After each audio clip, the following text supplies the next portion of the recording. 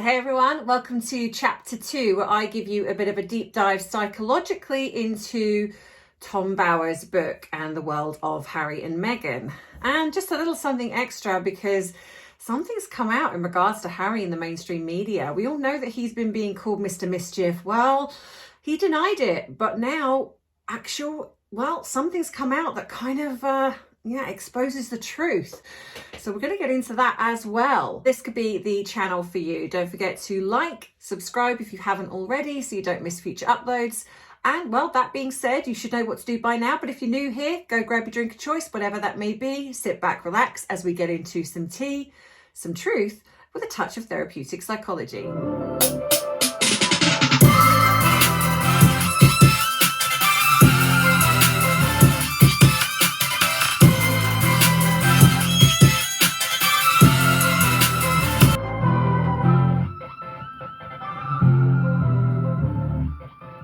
So there might be some weird editing because I've sat down to record and for some reason my neighbour has decided to do some really loud drilling.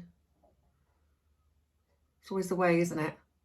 It's been quiet all day while I'm working, which is great. The minute I've sat down, you're going to hear it. I will try not to because it's very loud. So yeah, chapter 2. And some stuff about Harry, which I will talk about at the end. So stay tuned because it's very interesting. So delving into chapter 2, which is called Global Celebrity, one of the first things it opens with is the fact that Harry and Meghan met. And it does state, Tom Bower does state, on her initiative. And I think, because I know that some people have been a bit disappointed with Tom Bower's book, but actually I'm not. Because I feel that he's kind of dropped little nuggets in. And if you're thinking like, you know, big explosive stuff, I mean, I haven't got through all of it, so there might well be some things. But I feel that it's the way it's worded. And I think that there are some nuggets here, like him stating that, you know, you could quite easily miss that if you were just kind of listening and listening for something big, but it says when they met on her own initiative. So that, and again, I know that we know some of these things, but to have it confirmed, and we know that they haven't sued him, so this tells me that this proves that this was set up by her, and I do believe Marcus Anderson was included in that. And this happened at Soho House. So yes, that's one of the first things that come to mind when I was listening to that, because it's the audio book I'm listening to at the moment. I know that Tom Bower said that, I think it was in an interview, that he got a lot of information, but if he couldn't corroborate it, then he didn't put it in the book. But there was lots of things that were coming out that she met Harry around May. And I do wonder if this wasn't the start of their relationship, and this is why I probably feel that Tom Bower hasn't put it in the book, but I believe that maybe the start of their like official sort of relationship was July, but I wonder if they hooked up in May, and that kind of set her on the, okay, I need to set my, I'm setting my sights on Harry here. Just a theory. It also states there as well that she was, which we know, that she was in the proceeds of losing her role in Suits. So that confirms, in my opinion, that she was being written out of Suits. But it also states that she was in the proceeds of also losing Corey. Now, I didn't know that she was losing Corey. I thought that Corey and her were well established, and then she sort of blindsided him.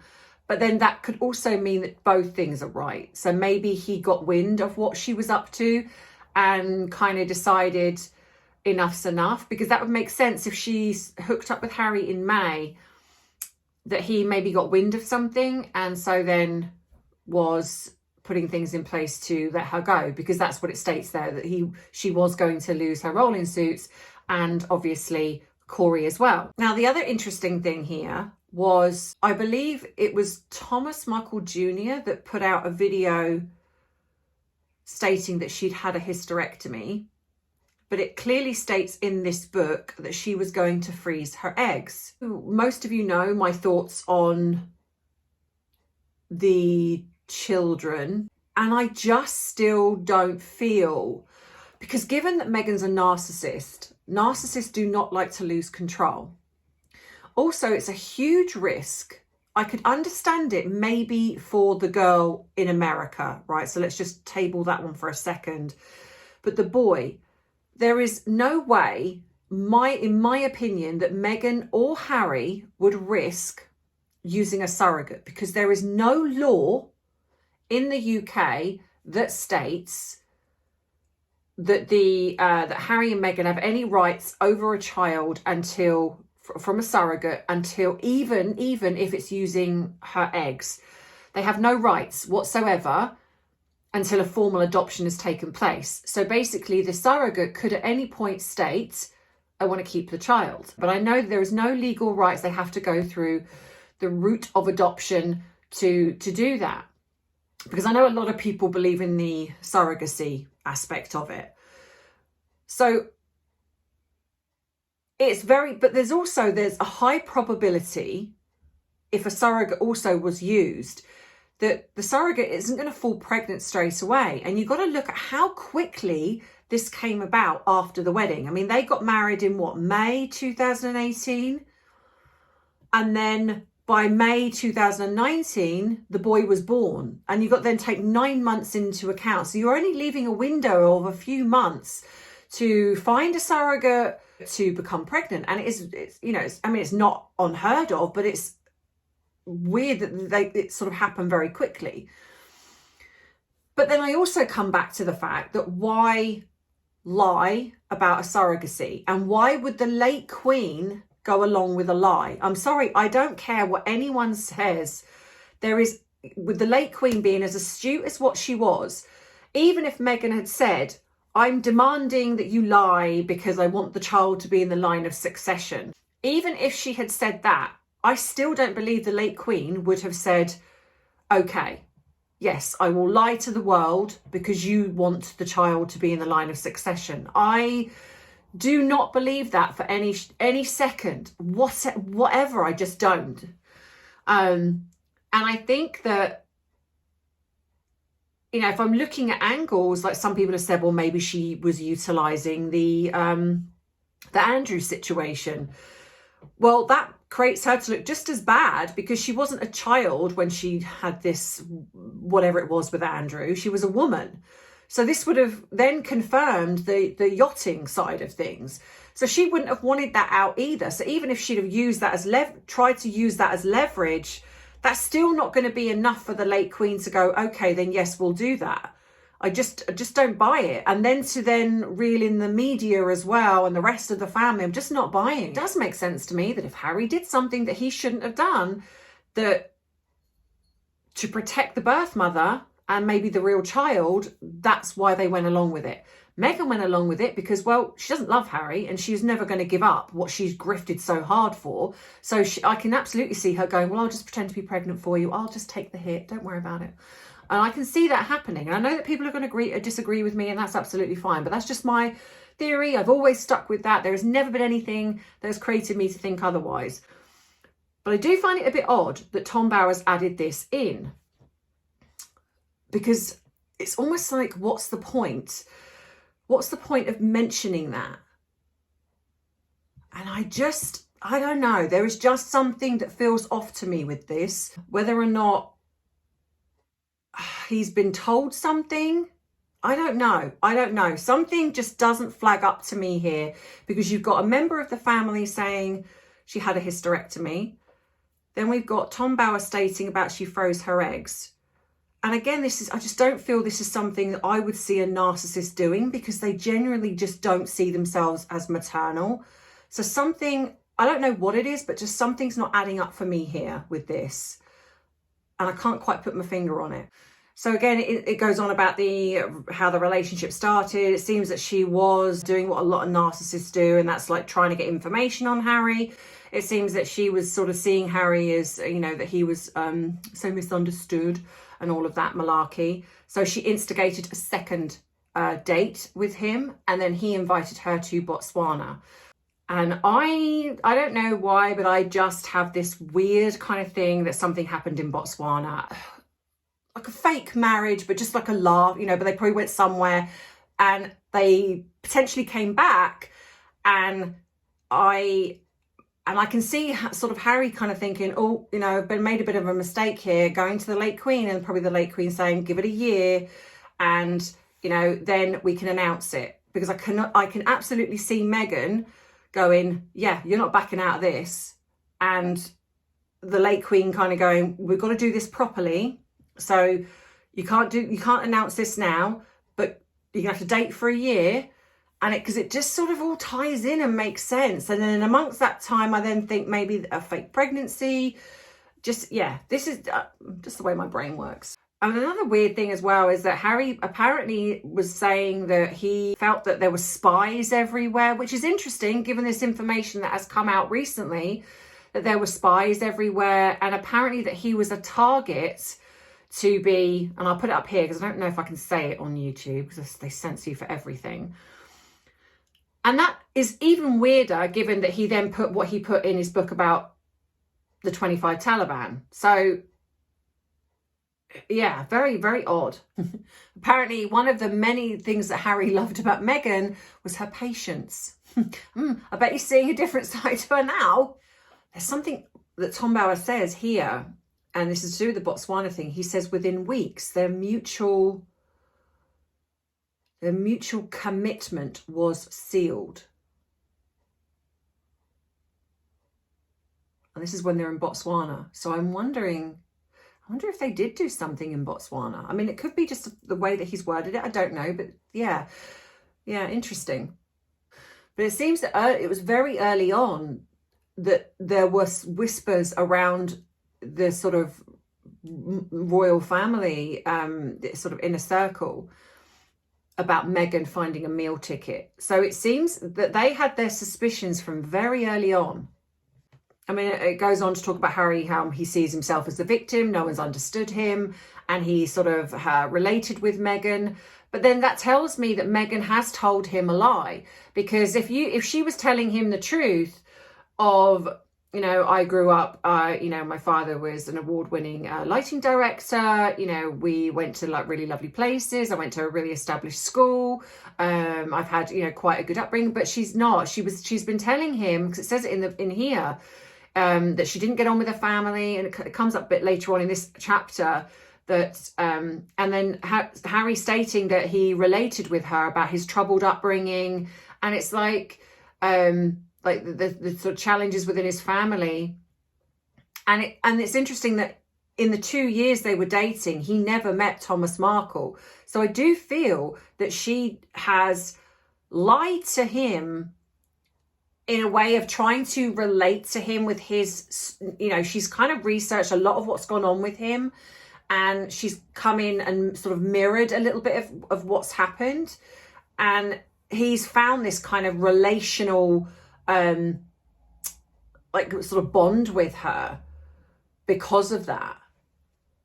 Apparently the whole spare thing, this really has been a thing for him. And, you know, the way he complains and moans, you know, and yet really when you look back and the pictures of Harry, I'm not, you know, I don't know what went on behind the, you know, closed doors, but, you know, he had the best of everything, really. He got the freedom, the money, you know, he could go to Vegas and do the craziness, and he was the fun royal, you know. And it was William actually who was tied down to this, you know, I've got, you know, after it got to a certain point of his age, and it's like, you know, I've got to knuckle down, I'm going to be a future king, I've got to be sensible, got to be careful what I do, what I don't do. And Harry kind of had the best of everything, and yet he still moans and complains. See, it also mentions in here that Meghan was baptized, and I don't remember that. Maybe, I don't know where I was at that point, but I don't remember Meghan ever coming about that Meghan was baptized. But it says here that they didn't think she took it seriously. And to be fair, she probably didn't, because it seems that she's done this with various other people. She's changed something about herself to fit in, and she does that a lot. something, you know, so it's obviously coming out that Meghan was given a huge amount of help. And we do know a lot of this because you know, some of the things have come out with Samantha Cohen and other people that were, but it seems like, you know, Tom Bower does break it down, and she was given a huge amount of help. But what became very clear to them is that it didn't seem that she was taking it very seriously. It was kind of going in one ear and out the other. And when you look at the way narcissists behave, that makes perfect sense, because she had no interest in slotting into the role as they wanted her to. You know, I strongly do believe that Meghan thought that she saw the late Queen as some doddery old lady that she probably could manipulate. She probably saw Catherine as just this really nice person, but someone that was easy to manipulate. And she probably thought that she could love bomb and charm William because that's what she's been used to doing, and probably didn't give the rest of the family much thought. And this is probably the attitude that she had. And so any time that they were putting rules in place, telling her this is what to expect, in her mind, what she was probably thinking is, I'm just going to do what I want to do. You know, I'm not really going to take this seriously, because once I've married Harry, they can't tell me what to do. They can't control me. Not realizing that there's a structure to being a member of the royal family and to what you have to do. So what I think then over time is that when she started to realize that there were these things in place, the Queen was a very astute woman, and she wasn't someone to be trifled with, that she wasn't some doddery old lady that she could manipulate. And the fact that then she couldn't charm William. William was absolutely, and still is, besotted with his wife. So she couldn't love bomb and charm William. And playing one off against the other, she wasn't able to do. So the only person that she had really on her side to manipulate was Harry. So that's the only thing that she did. She knew how to do, is that she couldn't manipulate anyone else in the family. I think maybe she probably did a little bit with Charles, but I think Camilla also got her number very quickly. So even that, and I think that was also to do with the wedding, because I think King Charles was like, no, you're not walking up the aisle on your own. You can do a little bit, because I think she just kind of wanted to sort of look, I'm such a strong, independent woman, and I'm just walking up the aisle on my own.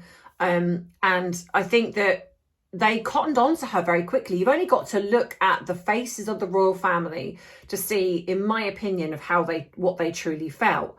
And if they'd have really thought that Meghan was just this lovely person, and to me, they would have been happier in that wedding. And they weren't. Like I've said before, the only person that seemed to be grinning from ear to ear aside from Meghan was Doria. I think that Meghan was just this, I'm going to do what I want.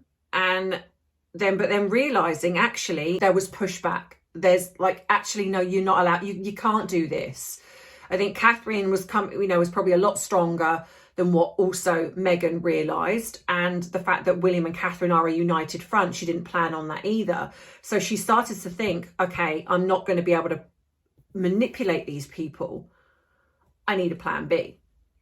And it also seems very clear to me that she was running back to Harry to tell him. So anytime she got upset by something that was said, she was running back to Harry. And Harry was then sort of defending her and getting angry. I remember when we said, you know, what Hagen? Oh, that's what we should call them, Hagen. What Meghan wants, Meghan gets.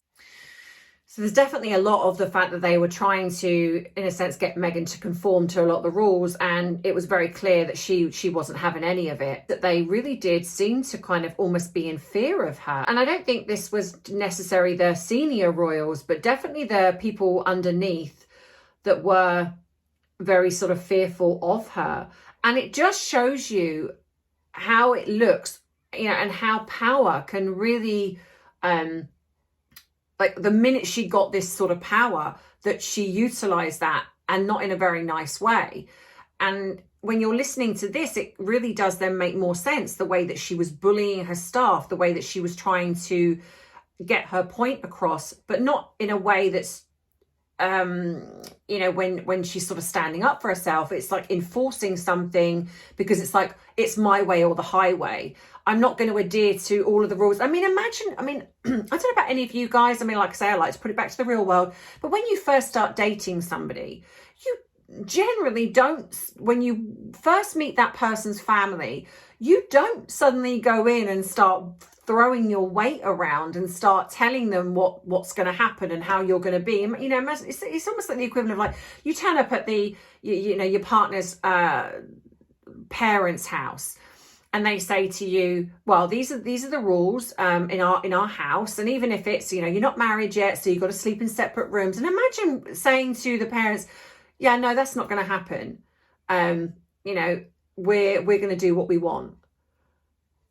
And then, you know, watching, I mean, I know that this was, I would be mortified if one of my kids said to me, Mum, we're just going to do what we want in your house. It's like, you know, your rules basically don't matter.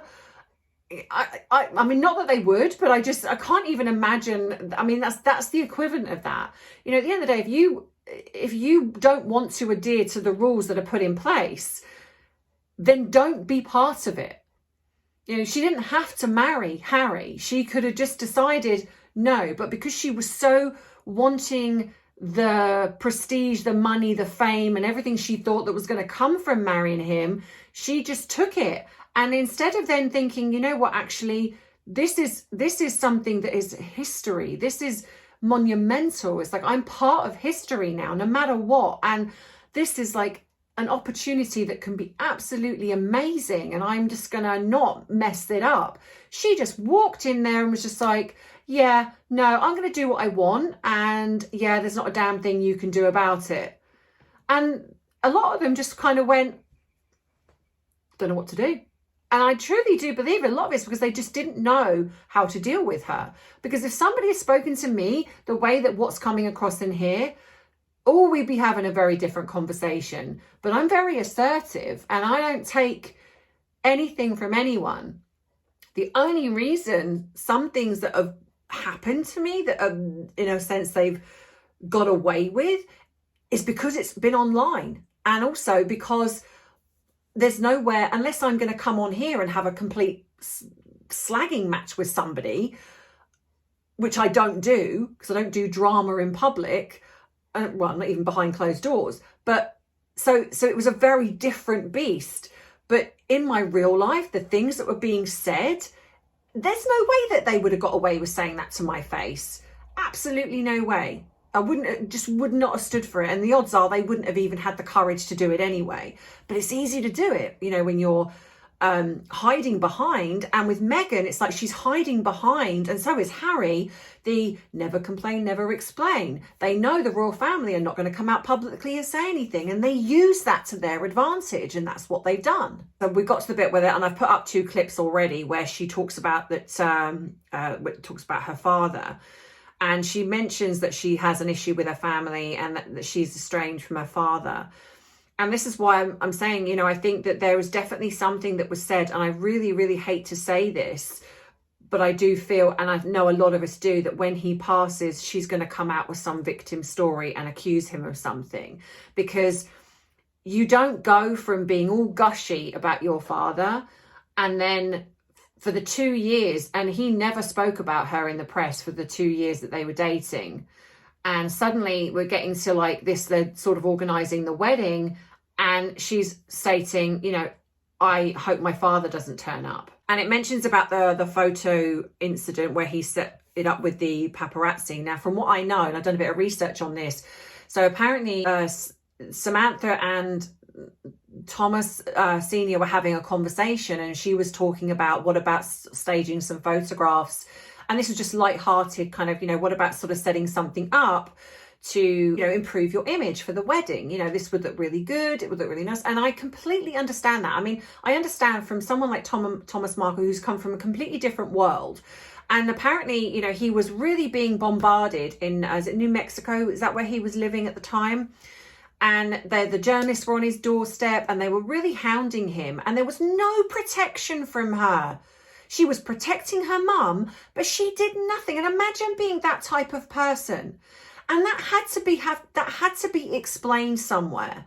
How could somebody just sit back and be like, well, why is she not protecting her father? There had to have been something that explained why she wasn't protecting her father. And that's the only thing I can think of, is that she said something really egregious about him. And so he was being hounded, and he never said a word. And then this obviously Jeff Rayner apparently then Jeff Rayner reached out to Samantha first. And so I imagine that what's potentially happened, and I'm only just surmising here, that they had this lighthearted conversation, and probably Samantha said, oh, you know, I've been speaking to somebody and they are willing to do it for you. Now, we all know there is a connection with Jeff and Meghan. And so my theory is that there was a conversation perhaps between Meghan and Jeff. She's got him to reach out to Samantha and sort of put this kind of idea in place. Thomas, bless him, being a little bit naive, I think, and understandably so, because it's a completely different world, thought this is a really good idea. That's all he did. All he did for her to then say, yeah, I don't want him at the wedding. Who does that? Who does that? And so I know that some people say that she didn't want him there because she was embarrassed by him. And I think two things can exist at the same time. I do think that she probably was, and hence why she shouldn't have any of her other family there. But also the fact that she cannot have Harry and him meeting, because if Harry met him, then he would have found out possibly the truth that whatever Meghan's told him was a lie. So she had to find a way for him not to come to the wedding. But what angers me is, and apparently, and it sort of explains why the royal family didn't step in, because they felt that she must have had a good reason for why she didn't do anything to protect her father. So I guess for some reason they just stayed out of it, which is, I understand, it's not their thing. But then at the same time, you know, it angered me that the media also jumped all over this, and she did nothing. She did nothing to protect that man, and ended up in hospital.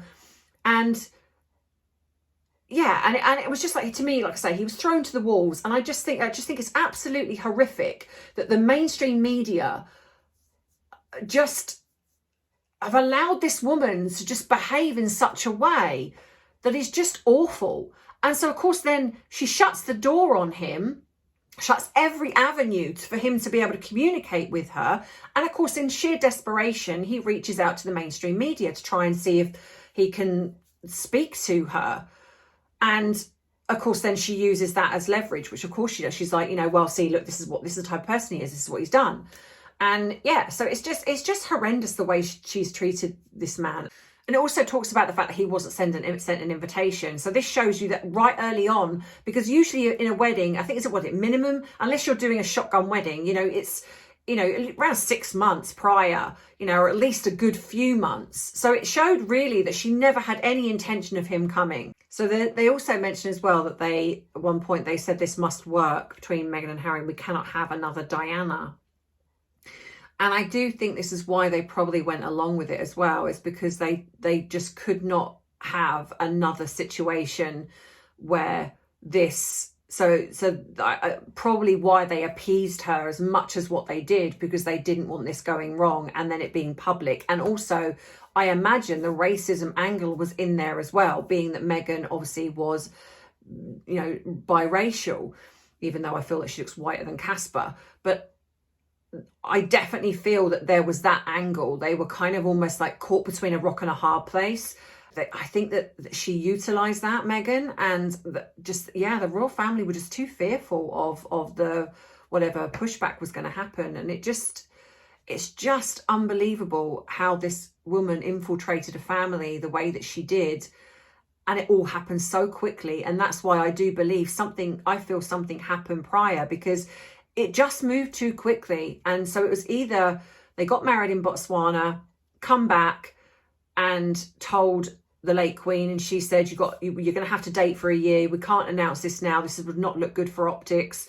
Date for a year, then we can announce it and then you can get married. Or somehow Meghan faked a pregnancy, or both, actually. It could be both, you know, but something definitely went on for this to have moved as quickly as what it did. Yeah, so obviously there was a lot of tension before the wedding.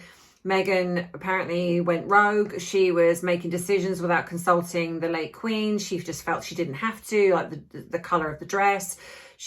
everything that she was doing, she was just basically saying, I'm just going to do what I want. So of course then, and making demands, and then the late Queen pulled Harry up and said, this is not okay. So of course then Harry then backs her and says, she's been untreated unfairly, and then in fact I'm being treated unfairly. And so yeah, just this whole eruption happened right before the wedding. So yeah, I mean, this really did set the precedent really for everything that kind of has gone down since. Interesting, there's a bit here where Tom Bower says that Harry was baffled by the way people pushed back at Meghan, and said, he was baffled because Meghan was not acting any different to the way he acted. And there you have it. So he's normalized his behavior and he's got away with it. So he then thinks, well, hang on a minute. They've not had a problem with how I've behaved. So why have they got a problem with Meghan? But the difference being is that there's a world of difference between someone that's family, who they will let slide some things, to a woman who's literally been in there 5 minutes and then throwing a weight around us. But this just shows you how Harry just didn't see it was a problem. And then it goes on to talk about that after the marriage that Meghan was going to have her own coat of arms, and that they went to Thomas Woodcock, and she wanted I can't even, and I have put the snippet up, but I cannot believe this. She wanted a songbird with its tongue cut out. How barbaric is that?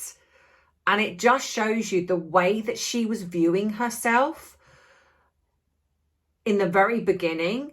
I mean, we all know that the famous Little Mermaid thing that she said on Oprah, but yeah, so this is what she wanted for her coat of arms, a songbird with its tongue cut out.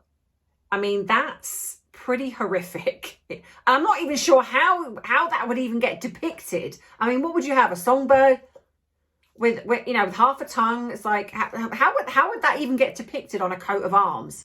How would that even look? It's just very strange, very weird that you would actually, that's something that you would ask for as your coat of arms. I mean, that's once that's done, that's done. And so yes, and it kind of ends with like, the marriage, like say the royal coat of arms, and it basically says that it talks about that a lot of Harry's friends were left out of the after party wedding, and the mention of the celebrities that Meghan didn't know that that were invited, her father not, and it says, the gulf between Harry and Meghan and the royals was just fully entrenched. They really did start to see her as just someone that just refused to adhere to any rules. And there was no compromise with Meghan. And I do feel that the royal family tried to compromise with her, but there was just no compromise with her whatsoever. And the one thing I do know with narcissists, unfortunately, is that you cannot compromise with them. Once you do, they will push the goalposts a bit more, and they will want more and more from you because they'll see that as weakness. They'll see that as a win. So the best way with narcissists is either ignore, or if they're in a situation like within the family, is you don't budge. You don't budge. You don't give in to a single thing that they are asking, because once you do, it will be more and more and more and more. And the mistake that unfortunately that they made, which they didn't know, was that I think they did try to compromise with her. They did give in to some of the things that she probably demanded, a lot of it probably to do with Harry. And the minute that happened, she was like, so I can push those boundaries a little bit more. But what my guess is, as I've said before, is that she did try to push, but there come a point when they were just like, yeah, no, that's a no now. That's not happening. And that was when Meghan was just like, yeah, okay, they said no to me. I'm not standing for that. And now I need to enact my plan to get out, kind of thing. I'm not liking this at all. But yeah, so anyway, so the thing that I'm going to quickly say, because I'm appreciating the fact that I've actually been on here a little while. So apparently it came out a little while ago that Harry was accused of being someone called Mr. Mischief in the court case. Harry vehemently denied being this person. Well, it's now come out. There has now been some leaked messages, but they're over. You're on Instagram. Go and check them out, because I've put them up over there, or they're also up on Twitter and on Facebook. And he seemed to be quite close with Charlotte Griffith, who was a journalist at the Mail on Sunday. And this was back in 2011. And so obviously, yes, this is way before Meghan, but it shows that he was leaking things to the press. And he called her sugar. And he says, at one point, he says, I miss our movie snuggles. So it seems like he got quite close to her. So can you imagine the fact that he has been the one that has been doing this? And I know, and I think that, like I said, we knew this anyway. And the fact that he has done this, the fact that he then went on to blame his family, knowing full well that he's lying, knowing full well that he is the one that's doing it, is just one of the worst things, and why I truly do believe they will never, ever have him back. Because this is going to come out. He's going to lose this court. Well, I'd be very, very, very surprised if he wins this court case. I cannot see him winning this with everything that's come out.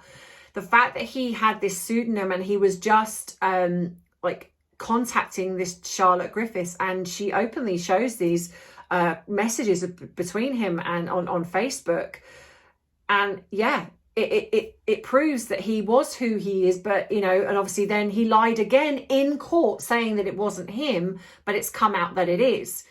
And I truly do feel that Harry probably thought, which is why Elton John and everyone else probably got him on board, because they thought, because it's Harry, a prince, that they won't go up against him. They will probably just pay out and be done with it.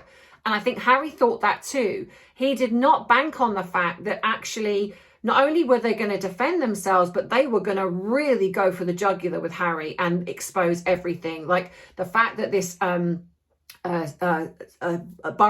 the signature was forged, and it looks very, very similar. I showed a picture of that. I'll put it up here again, but it also looks very, very similar to Harry's writing.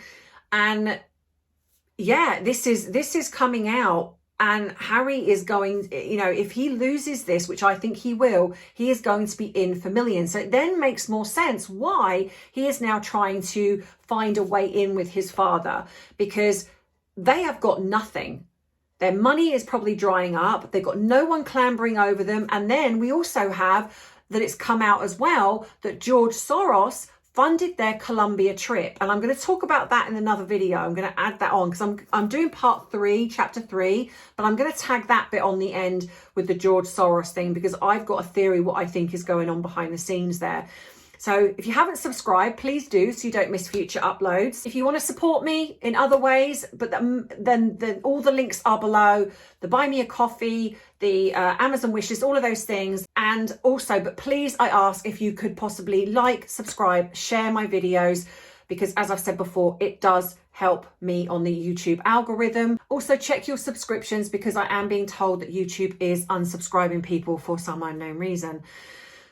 So yeah, so let me know what you think. You know, do you have your thoughts on what I've just said on chapter 2? Yeah, head across to Bite Size Tea as well, because I'm going to be dropping a lot of my body language videos. I've got loads and loads to go through, and I'm actually going to be dropping them over on Bite Size Tea. So make sure that you head across over there, because I've got a few that's going to be uploaded at some point. I'll break that down because I know that you guys enjoy that. Have a great rest of the week. I'll see you Friday. And as always, you know that I love you, I appreciate you, but most of all, I respect you. Take care. Bye-bye.